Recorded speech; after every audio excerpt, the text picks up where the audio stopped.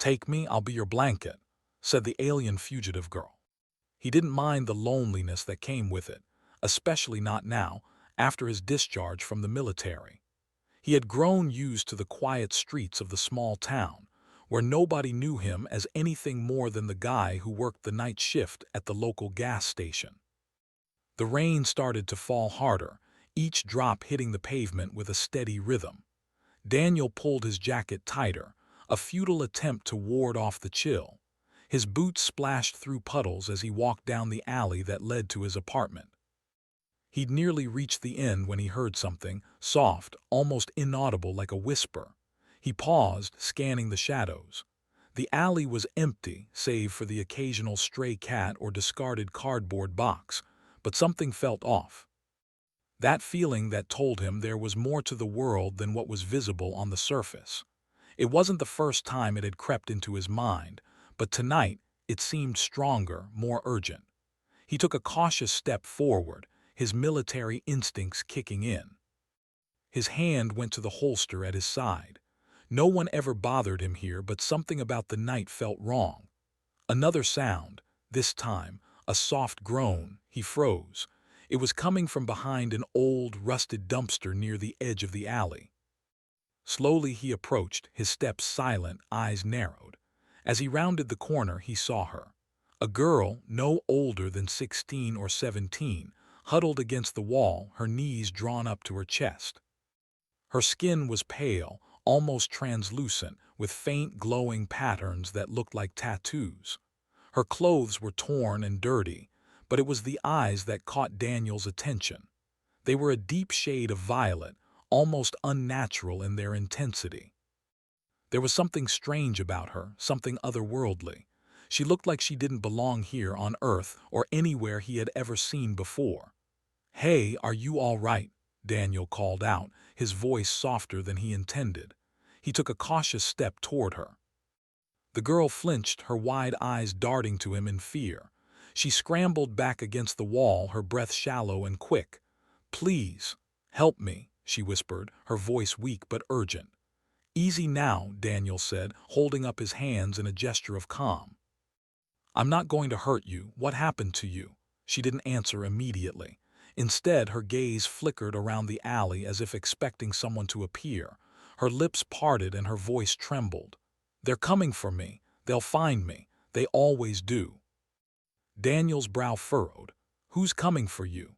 Her hand reached out, and for a moment he thought she might touch him, but she hesitated as if unsure of whether it was safe. I'm not supposed to be here," she said, her voice barely audible. Daniel didn't know what to make of her words. A runaway? Maybe. But something about her didn't fit the usual story. People didn't just disappear in the middle of a city like this. Not without a reason. He took another step toward her, his heart pounding with a mix of caution and curiosity. "You're not from around here, are you?" Her eyes flickered to his, and for the briefest moment he saw something that made his heart skip a beat. It was a look of pure desperation, mingled with something else, a sense of hopelessness but also a strange sense of familiarity. The girl finally spoke again, this time her voice barely more than a whisper. "Take me. I'll be your blanket." Daniel blinked, unsure he heard her correctly. "What?" Her face twisted in a strange mixture of pain and fear, but she pressed on, her words urgent. "Take me, please. I'll be your blanket. I'll keep you warm, I promise. Just protect me." He felt a wave of confusion sweep over him. A blanket? What did she mean by that? And why was she asking for protection in exchange for something so odd? "Look, I don't know what you're talking about," Daniel said, his voice firm. "But I'm not leaving you here. You're in trouble and I'm gonna help you." The girl's eyes widened, tears welling up in her strange violet eyes. She reached out for him once more, but this time her hand was trembling. "Please, you don't understand. They'll kill me. They want me back." Daniel paused, his mind racing. "Who will kill you? Who's after you?" She shuddered, visibly flinching at the question. Her gaze darted around again, but there was no one else, just them in the alley. The soft rain continued to fall around them, the only sound the steady rhythm of water against concrete. "I'm not from here," she said, her voice barely above a whisper. "I'm not from Earth. They'll find me." Daniel's chest tightened at the strange words. This wasn't just some runaway girl, this was something different. But what could he do? Leave her here to die in the rain or take her with him? He made a decision. "All right," he said finally, the words heavy in the still night air. "I'll take you with me. But you need to explain everything once we're safe." The girl nodded, her face flooding with relief. "Thank you," she whispered, her voice shaking. "I promise, you won't regret it." With one last glance around the alley, Daniel knelt beside her, offering a hand. She hesitated for a moment, her eyes locking with his, before she reached out and took it. Captain Daniel Rivers couldn't shake the feeling that his life had just taken a sharp turn into something he didn't understand. The girl, who had only moments ago been a trembling mess in the alley, now walked beside him, her feet barely making a sound as they crossed the wet pavement. He had no idea what he was getting into by agreeing to help her. The world felt heavy, as though he just stepped into a reality far bigger than his small corner of it. A reality where aliens were real. He glanced at the girl, her strange violet eyes flicking back at him with a mix of gratitude and wariness. "My name's Zara," she had said quietly when he introduced himself earlier. It was a name that sounded almost too soft for someone who was hiding from something or someone so dangerous. She hadn't shared much else yet, only that she wasn't from Earth. That she was running from a pursuit that had started on her home planet. She'd been quiet during the walk to his apartment, her eyes never staying still. It was as if she was constantly watching for danger, even though no one else was around. Daniel led her into his small, modest living space. It was nothing special, just a couch, a couple of chairs, a television, and a table. It wasn't a home, just a place to sleep after long, monotonous shifts at the gas station. But it was safe, and for the moment, that was all that mattered. He locked the door behind them, the sound of the latch clicking into place like a reminder of the danger that was still out there. Zara sank onto the couch as soon as they entered, her body looking drained and fragile. Her eyes fluttered shut for a moment before she looked at him again. "Thank you for helping me," she said softly. Her voice was strange, melodic even, but the words were laced with something deeper, something darker. "I didn't do it for free," Daniel said, trying to keep his tone light, but there was a hint of seriousness in it that he couldn't mask. "You said you'd be my blanket." "What exactly does that mean?" Zara shifted uncomfortably. She seemed to be debating whether or not to explain. After a long moment she spoke again, her voice quieter than before. "It's a way of showing gratitude and protection. Where I'm from, we have ways of connecting with each other, physically, emotionally. My people, my species, we have a gift, and sometimes we share that gift with others." Daniel raised an eyebrow, skeptical. He had seen enough strange things during his military career to keep an open mind, but the words still sounded impossible. "Go on," he encouraged. She hesitated, then took a deep breath as if gathering strength. "When I said I'd be your blanket, it means that I can make you feel warmth, not just physically but also emotionally. I can help you forget pain, fear, the things that haunt you. It's like a shield, a protection against the darkness." Daniel didn't know how to react. He didn't believe in magic, and yet here she was, telling him she had the ability to do something beyond what he could even comprehend. But there was something in her eyes that made him pause. It wasn't arrogance or boastfulness. It was vulnerability. "How does it work?" he asked, trying to sound more curious than confused. Zara's expression softened and she lifted her hand, palm facing him. There was a faint glow beneath her skin, pulsing like the rhythm of a heartbeat. "It's not always easy to explain. It's a part of me. I can transfer some of my energy to you, make you feel less alone." Daniel stared at her hand, a strange warmth filling the room. He wasn't sure if it was her or his imagination, but something was definitely happening. She lowered her hand and glanced away, her face tight with emotion. I can't explain it all now, but what I can tell you is that I don't want to be alone anymore. I'm running from something, someone. The Empire. They're chasing me. They won't stop until they find me." His stomach tightened. "The Empire," he repeated. He didn't know much about galactic politics or alien conflicts, but he knew enough to understand that something this big couldn't end well. Zara nodded, her gaze distant. "I was part of a group that wanted to change things. We wanted to end the war, free the people who are suffering. But the Empire, they're too powerful. They didn't like that. So they sent hunters after me, to stop me from ever speaking again. They want to silence us all." Daniel leaned against the kitchen counter, his mind racing. "And these hunters, they're not human, are they?" Zara's eyes flicked to him, her expression guarded. "No, they're like me, but they're loyal to the Empire. They're trained to kill, to capture us, bring us back alive. Or not." He swallowed hard, the weight of her words settling in his chest. This wasn't just a case of helping a runaway girl. This was something much larger, something that could tear his world apart if he wasn't careful. "But you said you'd be my blanket," Daniel said, trying to focus on the one thing he still didn't understand. "What's the catch? Why help me?" Zara's lips trembled slightly. I need your protection. You don't understand how dangerous they are. The hunters, they don't care about anything except getting their target. They'll stop at nothing to get me back. And when they do, they won't stop with just me. They'll kill anyone who gets in their way, even you." She lowered her gaze, her voice barely audible. "I don't want to drag you into this, but if you don't help me, I don't know how long I can keep running." Daniel's heart thudded in his chest. He had a choice. He could turn her in, hand her over to the authorities, and walk away. He could pretend he never saw her, go back to his quiet, safe life. But the way she looked at him, the way she trusted him without asking for anything more than his protection, it made the decision feel impossible. He knew that if he turned his back on her now, he'd never be able to live with himself. He took a deep breath. "All right, Zara, you're not alone anymore, but we need to figure out a plan. The hunters won't stop, and neither will the Empire.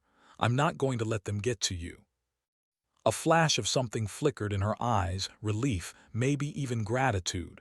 But it was fleeting, as if the weight of the danger still pressed down on her. "Thank you," she whispered.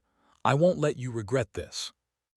But even as the words left her lips, Daniel couldn't shake the feeling that this was only the beginning, and he was about to be pulled into something far more dangerous than he could have ever imagined. The days that followed felt like a blur.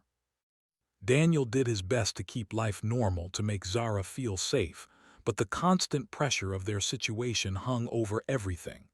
Every sound, every shadow, every slight movement outside his small apartment seemed to hold a threat. And Zara, she was always on edge. Her violet eyes darted nervously whenever someone walked by, her breath shallow whenever the wind howled outside. The weight of her past, the constant fear of being hunted, was a thing Daniel could feel in the air. Zara had stayed quiet about her people, about her homeworld, only giving him fragments of information when she was sure she could trust him. She spoke little of the Empire, only that it was vast and ruthless. They controlled everything and everyone, suppressing any signs of rebellion with deadly force. She was a part of that rebellion, or at least she had been, until her group had been destroyed, leaving her as one of the last survivors. Now she was on the run, trying to survive long enough to make it to a rumored safe haven, a place where others like her might still be hiding. Despite her fear, Daniel noticed changes in her. As the days wore on, Zara seemed to be recovering. She wasn't as weak as she had been when he found her in the alley. She ate more, and her body no longer trembled at the slightest noise. There was even a small spark of hope in her eyes when she spoke of the future. She wasn't just a fugitive anymore. She was a survivor, someone who still believed she could make a difference. But hope was a fragile thing, and Daniel knew it wouldn't last forever. It was late one evening, just as Daniel was returning from a quick errand, when everything changed. He opened the door to his apartment and stepped inside, expecting to see Zara sitting on the couch, watching the old television they had set up. Instead, the room was silent. He froze, his hand still on the door handle. Something was wrong. "Zara," he called out softly, stepping into the dimly lit room. His gaze swept over the small apartment, empty. The couch was empty, her jacket and shoes were gone. Panic started to build in his chest. He rushed toward the bedroom, but before he could reach the door, a voice came from behind him. "You shouldn't have gotten involved, Daniel." He spun around to see a man standing in the doorway, tall, well-built, and with an air of authority that Daniel instinctively disliked. The man's uniform was crisp, dark, and military, but there was something about the way he carried himself that didn't sit right. He looked like someone who'd seen war, but not the kind Daniel had fought in. This man had a colder, more calculating demeanor. "Who are you?" Daniel demanded, instinctively reaching for the gun at his side, though he didn't draw it yet. He had a bad feeling about this. The man smiled, though there was no warmth in it. "Colonel Soren," he replied, his voice smooth and measured. "You don't need to worry about her anymore. Zara, she's coming with me." Daniel's stomach churned. "What do you mean, coming with you?" he asked, his voice low. "She's not going anywhere." Soren's smile faltered for just a second before it returned. "You don't understand, do you? She's not just some lost refugee. She's a criminal, Daniel, a fugitive from a powerful empire. You've been protecting her because you don't know the full story. But I can't let you continue. It's not just a matter of safety anymore. It's a matter of national security." "National security," Daniel repeated, his mind racing. The words felt wrong, like a cover-up for something much darker. He didn't trust this man, not one bit. But he couldn't let Zara go. He couldn't let anyone take her, not after everything they'd been through. "Zara has information that could bring down the Empire," Soren continued, his voice calm and insistent. "Information that must never reach the wrong hands. I'm here to make sure she's returned to where she belongs before she causes more damage." Daniel shook his head, disbelief flooding his chest. "She's just a kid. She's not a criminal." Soren's eyes narrowed, his expression hardening. "She's more dangerous than you realize. And now so are you." His voice dropped, taking on a darker tone. "If you're not going to cooperate, we can do this the hard way." Before Daniel could react, there was a sudden movement in the corner of the room. He whipped his head around, but his body froze as he saw Zara standing there, her eyes wide and filled with terror. Her violet gaze flicked from Soren to Daniel, and then back to the door. "You don't have to do this," Daniel said, stepping forward. "You don't have to go with him, Zara." But Zara's body was trembling. She was caught in the same fight-or-flight instinct that had been haunting her since the moment she'd set foot on Earth. She had to make a choice: run or stay and risk Daniel's life. She was the target. She was the one who needed to be saved. "Don't make this harder than it needs to be," Soren said, taking a step toward Zara, his hand outstretched like a predator going in for the kill. Zara's lip trembled, her voice barely a whisper. I'm sorry, Daniel. I didn't want you to be a part of this." And then, in a flash of movement, Zara darted toward the door, but Soren was faster. He lunged forward, grabbing her arm in a vice-like grip. The sound of her gasp echoed through the room, but before Daniel could react, something unexpected happened. Zara's skin glowed brighter, and Daniel felt a rush of warmth fill the room. It wasn't just physical warmth. It was like something had shifted inside him, like the air itself was charged with energy. His vision blurred for a split second, and when it cleared, he saw Zara struggling against Soren's grip. But her eyes were locked on Daniel's, and he could see the pain there, the regret. She didn't want this. She didn't want to drag him into it. "Let her go," Daniel shouted, his voice raw with emotion. Soren, unfazed, tightened his hold. "She's not going anywhere, Rivers. This is bigger than you, bigger than her. You don't understand the consequences." But Daniel didn't care about consequences anymore. All he cared about was Zara. He reached for his gun, his heart pounding in his chest, but before he could draw it, the door burst open. More figures stepped into the apartment, all of them wearing the same cold expression as Sauron.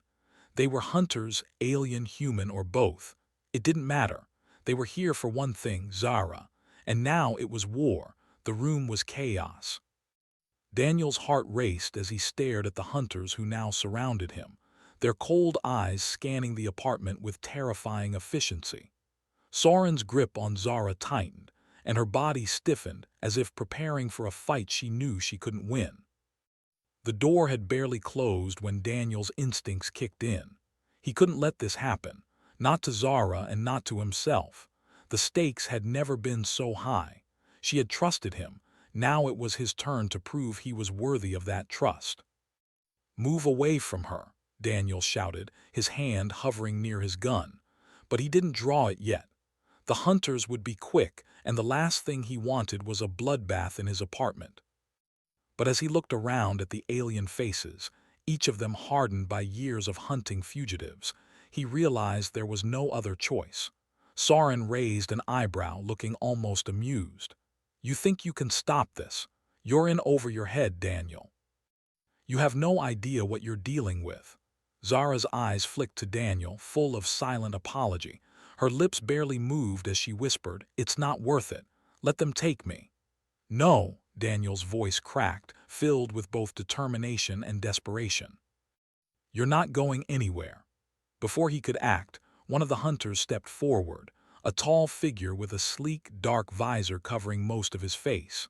The figure's voice was cold, mechanical, and it sent a chill down Daniel's spine.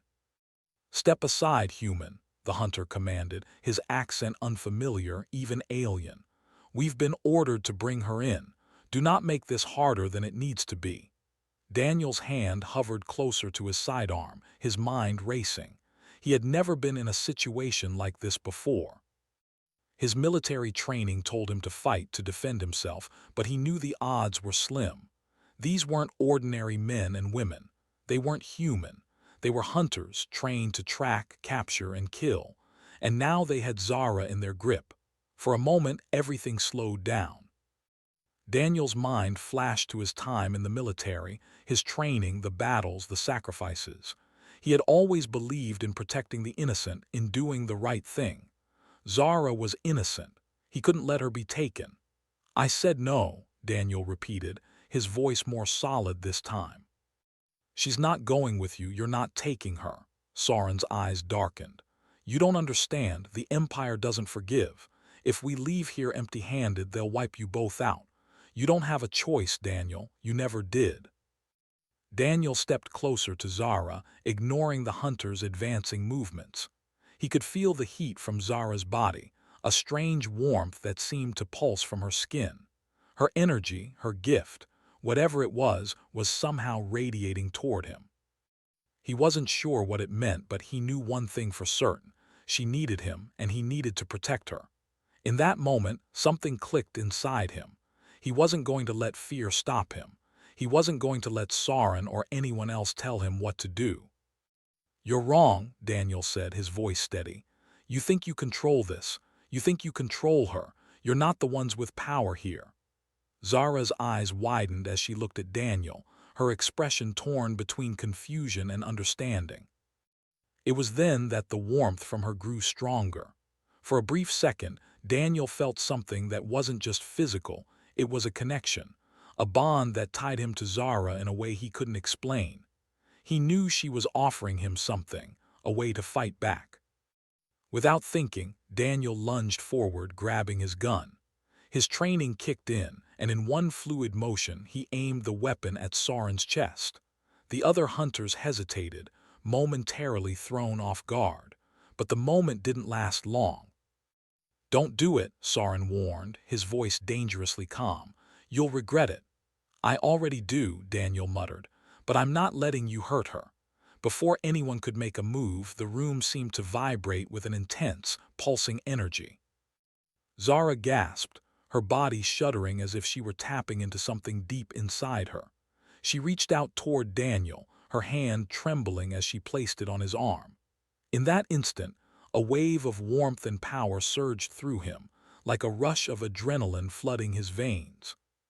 It wasn't just physical, It was as though Zara's energy was flowing into him, empowering him. Soren's face twisted in surprise as he took a step back, his hand instinctively going to his side. "What is this?" he muttered.